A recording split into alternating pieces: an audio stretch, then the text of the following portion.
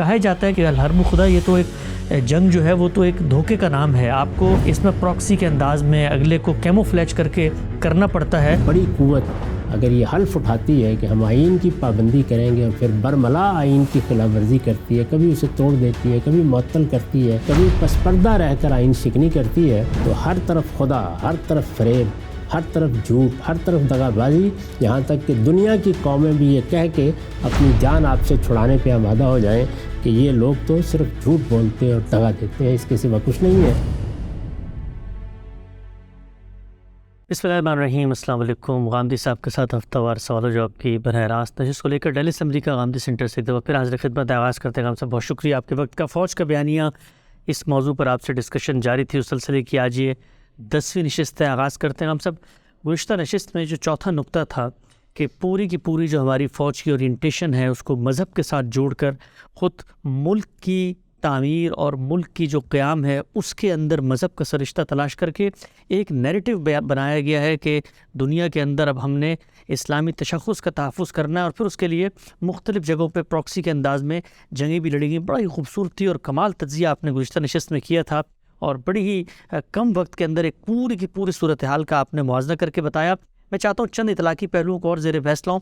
ایک پورا کا پورا استدلال ہم نے مذہبی لوگوں کی زبانی بھی سنا جس وقت آپ یہ بات کرتے ہیں کہ اخلاقیات کے ذریعے، سچائی کے ذریعے اگر آپ اللہ کے دین کی کوئی جنگ کر رہے ہیں، جہاد کر رہے ہیں، تو وہ بھی علی اعلان ہوگا اور یہ ساری چیزیں بالکل واضح ہوں گی۔ اور جو آپ نے کل بتایا تھا کہ حدیث میں بھی ہے کہ جتوں کو سپورٹ نہیں کیا جائے گا۔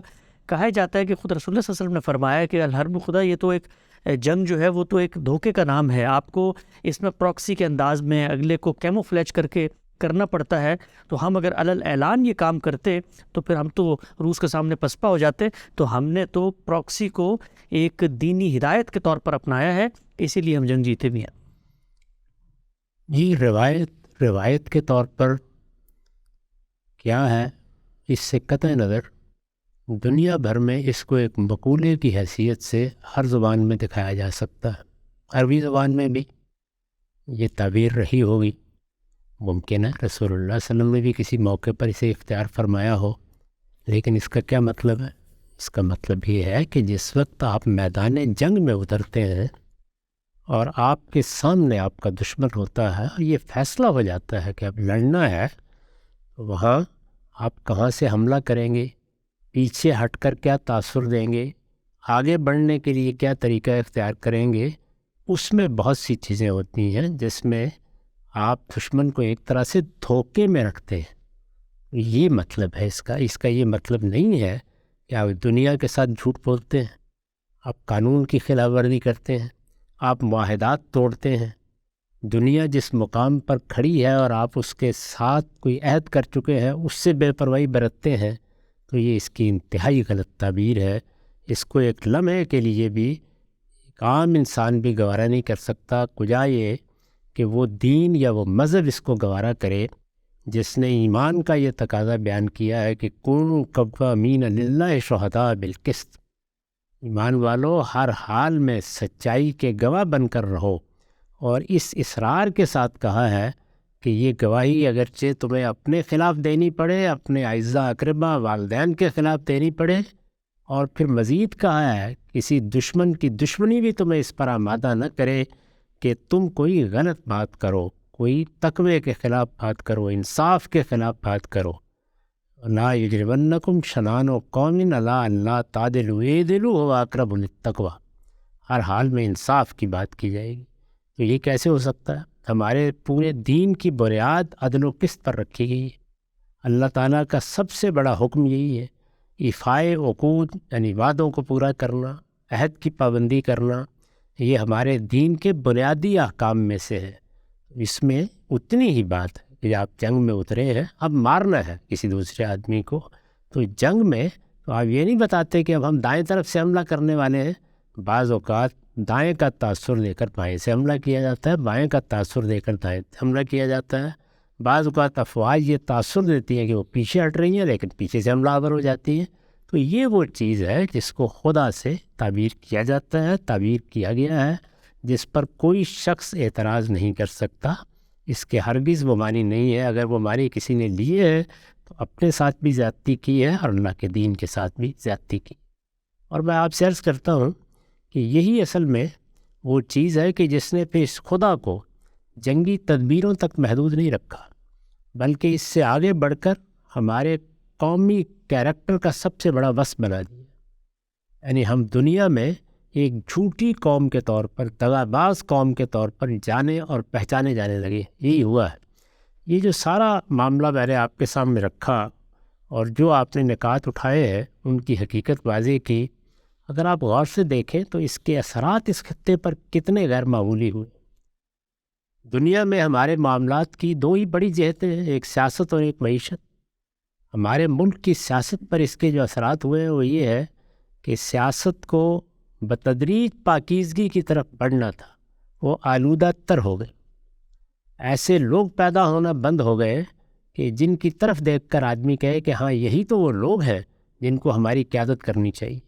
یہ قوم ایسی بانجھ نہیں تھی کہ ہمیں پاکستان سے پہلے جو قیادت مسلمانوں کی قیادت تھی ان میں سے ایک ایک شخص اپنی سیرت، اپنے کردار کے لحاظ سے ایک مثالی شخصیت رکھتا تھا، لیکن پھر جو سیاست اس بیانیے کے مصنفین کے زیر اثر پیدا ہوئی وہ وہی لوگ تھے کہ جو انہی سے الہام حاصل کرتے تھے، جو انہی کی آغوش میں پیدا ہوتے تھے اور انہی کی بنائی ہوئی اسکیموں کے مطابق نہ صرف یہ کہ جس طرح یہ کرپشن کا شاہکار پیدا کرتے تھے وہ بھی کرپٹ تھے، جس طرح یہ جھوٹ بولتے تھے وہ بھی جھوٹ بولنے میں کمال پر پہنچے ہوئے تھے، جس طریقے سے یہ دھوکے دیتے تھے وہ بھی اسی طرح سے دھوکے دیتے تھے، جیسے یہ قانون شکن اور آئین شکن تھے وہ بھی اسی طرح کے لوگ بن کے رہ گئے۔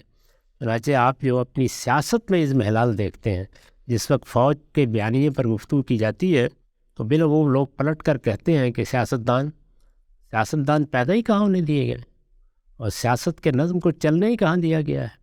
سیاستدان پیدا ہوتے ہیں آزادانہ سیاسی عمل سے، جس میں آپ سیاسی طریقوں سے آگے بڑھتے ہیں، یعنی جماعتیں بنتی ہیں، ان میں انتخابات ہوتے ہیں، نیچے سے مقامی حکومتیں بنتی ہیں، لوگ خدمات انجام دیتے ہیں، بار بار کے انتخابات میں لوگ ان کا محاسبہ کرتے ہیں اور اس طرح سیاست کے سیاسی عمل کی تطہیر ہوتی رہتی۔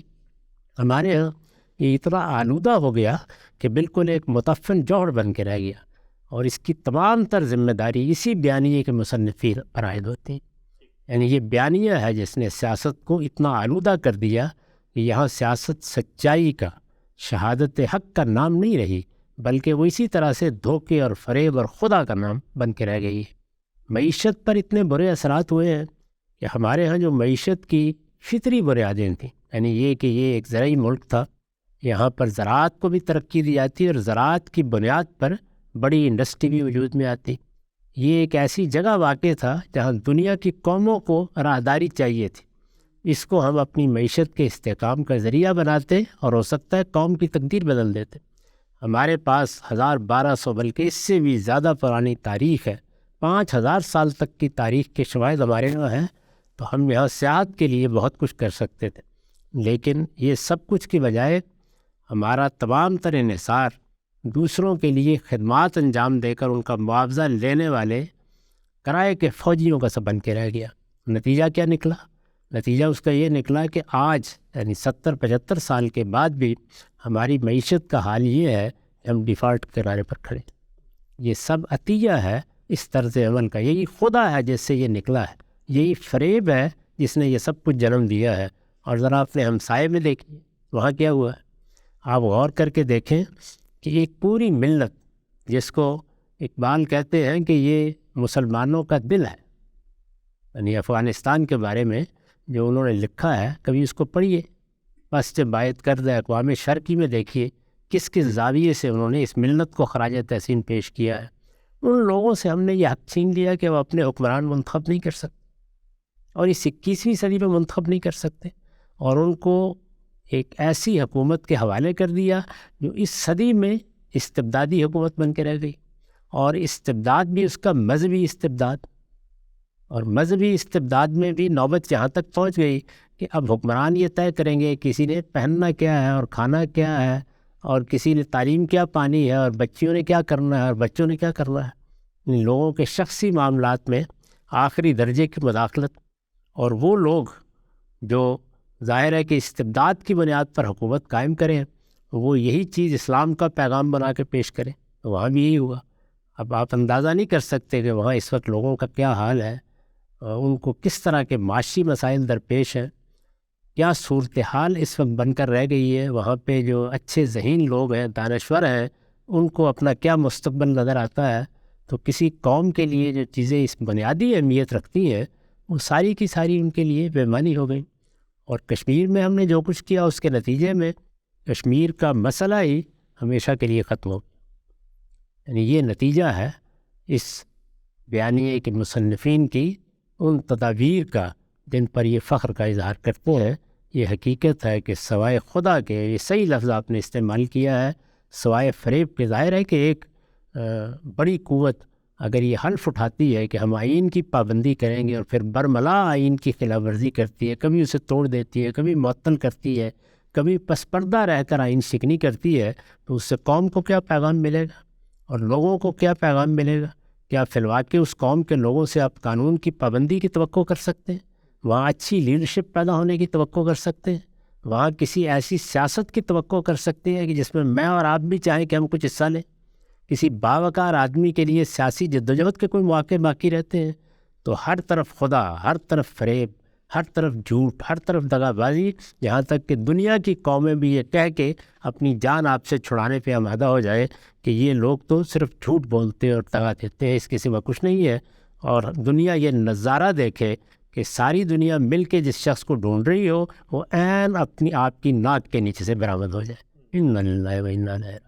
اچھا، بہت ہی آپ نے یہ اہم بات فرمائی کہ جس کو ایک پورا تصور اور موٹو بنا کے پیش کیا جاتا ہے، اس کے نتائج، اس کے اثرات اور اس کے ثمرات کیسے اس قوم نے بھگتے ہیں اور مزید آگے بھگتنے کے لیے تیار ہے۔ ایک اور نقطہ میں چاہتا ہوں، اسی چوتھے نقطے میں جہاں پر پورا اسلام کی اورینٹیشن کی بات کی جاتی ہے، ہم میں سے ہر شخص جو واقف ہے، جن کی رشتہ داریاں ہیں، جو فوج کا لٹریچر پڑھتے ہیں، ان کی ٹریننگ سے لوگ آتے ہیں، ان سے سنتے ہیں۔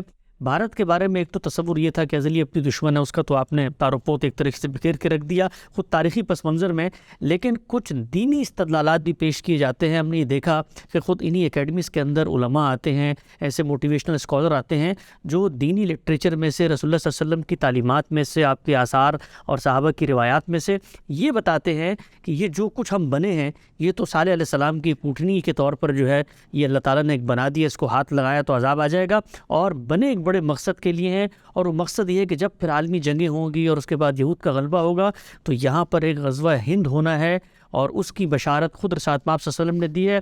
وہ کیسے ہوگا، کون کرے گا، ہم ہی تو کریں گے۔ تو ہمارے فوجیوں کو موٹیویٹ کر کے یہ نعرہ لگوایا جاتا ہے کہ بھائی how are you, we are بت شکر۔ یہ غزوہ ہند کیا چیز ہے؟ کوئی چیز نہیں ہے۔ اس طرح کی روایات واعظوں کے لیے ہوتی ہیں، وہ ان کو بیان کرتے رہتے ہیں۔ رسالت مآب صلی اللہ علیہ وسلم کی نسبت سے کوئی بات اگر بیان کرنی ہو تو آخری درجے میں اس کو متحقق ہونا چاہیے۔ یہ کوئی متحقق روایت بھی نہیں ہے، لیکن اگر تھوڑی دیر کے لیے مان لیں کہ اس طرح کی کوئی بات آپ نے فرمائی تو یہ غزوہ ہو چکا۔ دنیا کی تاریخ اس بات سے واقف ہے کہ یہاں مسلمان بنو امیہ کے زمانے میں آئے، انہوں نے آ کے اس علاقے کو فتح کر لیا، اسی کے نتیجے میں یہاں 1000 سال تک مسلمانوں کی حکومت قائم رہی، اور اسی کے نتیجے میں بہت بڑی تعداد یہاں مسلمانوں کی ہے۔ یہ ملک بھی اگر کہا جا سکتا ہے تو اسی کے نتیجے میں بنا ہے، تو وہ ہو گیا غزوہ۔ اب کس غزوے کو ہونا ہے اور کہاں ہونا ہے، یہ بے معنی باتیں ہیں جو عام طور پر کہی جاتی ہیں، نہ اس کے پیچھے علم ہوتا ہے، نہ اس کے پیچھے تاریخ ہوتی ہے۔ آگے بڑھاتے ہیں سلسلہ گفتگو۔ چوتھا نقطہ غامدی صاحب سے زیر بحث آیا فوج کے بیانی کے اندر، ہم سب جو 5واں نقطہ ہے، اور سب سے میں کہوں گا کہ ان تمام نکات میں ایسا نقطہ ہے کہ جس کا ہم شب و روز مشاہدہ کر رہے ہوتے ہیں، بلکہ آج کل تو کچھ براہ راست بھی مشاہدہ ہم کر رہے ہوتے ہیں۔ نقطہ کیا ہے فوج کے بیانی میں 5واں میں پڑھ دیتا ہوں کہ پاکستان ایک ترقی پذیر ملک ہے جس کے وسائل محدود ہیں یا تعلیم کی کمی ہے، اس کے ساتھ ساتھ اسلام کا اپنا ایک نظام ہے جس میں مغربی جمہوریت اپنے مکمل ویژن کے ساتھ قابل قبول نہیں۔ چنانچہ جمہوریت کی خالص شکلوں کو یہاں اپلائی کرنا نہ صرف ہے کہ ممکن نہیں بلکہ عوام کے لیے نقصان دہ بھی ہے۔ اسی طریقے سے اس اصول کی روشنی میں آئین کے اندر صادق و امین کی شرط ڈالنا، اسی طرح سے ملک کی وفاداری کے ثبوت کے حلف نامے بنوانا، BA کی شرط ڈالنا، اور فلٹریشن کے مختلف پروسیسز سے گزار کے یہاں پر ایک جمہوریت کا نیا شاکلہ بنانا، اور وہ شاکلہ جس میں جو لوگ اس جمہوریت میں کھڑے ہیں وہ فوج کے شانہ بشانہ کھڑے ہو کر اس کی مقرر کردہ پالیسی پر چڑھیں۔ غرض یہ کہ جمہوریت کو نظریاتی طور پر عسکری اداروں کی رہنمائی میں چلایا جانا چاہیے، اس کے بغیر ہمارے ملک میں جمہوریت مفید نہیں ہے۔ صاحب آپ جانتے ہیں ایوب خان صاحب کے دور سے یہ کام شروع ہوا، جہاں پر الیکٹرول کالج بنا کے وہ بی ٹی ممبرز کا کام شروع ہوا. پھر کرتے کرتے ایک زمانہ آیا، صدارتی نظام کی بات کی گئی، پھر چین کے ماڈل کی بات کی گئی.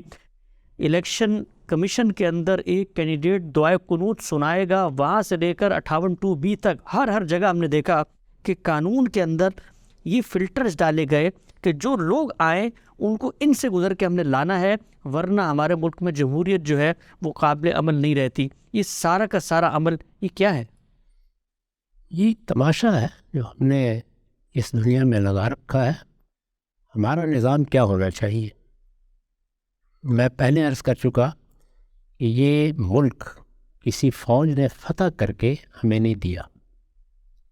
جیسے ایک صورت پیش آ گئی تھی خلافت عثمانیہ کا جب خاتمہ ہوا تو ترکی فوج نے اپنے ملک کو بچانے کے لیے غیر معمولی اقدام کیا، اور بھی بعض جگہوں پر فوج نے بعض اقدامات کیے ہیں، اس سے ایک استحقاق وہ پیدا کر لیتے ہیں، اگرچہ اس کا بھی کوئی جواز نہیں ہے. لیکن یہاں تو اس طرح کی کوئی چیز ہوئی نہیں. سیاسی عمل کے نتیجے میں یہ ملک بنا. بڑے سیاستدان تھے جنہوں نے میز پر بیٹھ کر نقشہ بنایا اور باہمی مذاکرات سے طے کیا کہ اس طرح بر صغیر کی تقسیم ہو جائے گی، اس میں یہ ملک بن جائے گا. اب اس کے بعد اس کا نظام کیا ہونا ہے یہ کوئی نہیں کہتا کہ آپ مغربی جمہوریتی کو لائیں گے تو اسی کے نتیجے میں خیر و برکت ہوگی. آپ جو نظام بھی لانا چاہتے ہیں اس کو زیر بحث لائیے، اس پر گفتگو کیجیے، اس پر لوگ دانشور علماء اور اگر مثال کے طور پر فوج کے اندر خدمات انجام دینے والے لوگ بھی کوئی رائے رکھتے ہیں تو وہ بھی اپنی بات کہیں، وہ نظام بن جائے گا. ہم اس مرحلے سے گزر چکے ہیں. یعنی جب پاکستان میں 1956 کا آئین بنایا گیا تو انہی سب مراحل سے گزر کر بنایا گیا. یہ آپ کو معلوم ہے کہ آئین بنانے کے لیے دستور ساز اسمبلی بنائی گئی تھی. یعنی پوری قوم نے ان لوگوں کا انتخاب کیا اور اس وقت وہ حقیقی سیاستدان موجود تھے. یعنی ان کی نرسری میں پیدا ہونے والے سیاستدان نہیں تھے، حقیقی سیاستدان موجود تھے. انہوں نے مل کر ایک قرارداد مقاصد منظور کی. مجھے آپ کو اس کی کسی شخصی اختلاف ہو سکتا ہے، لیکن یہ قومی اتفاق رائے تھا.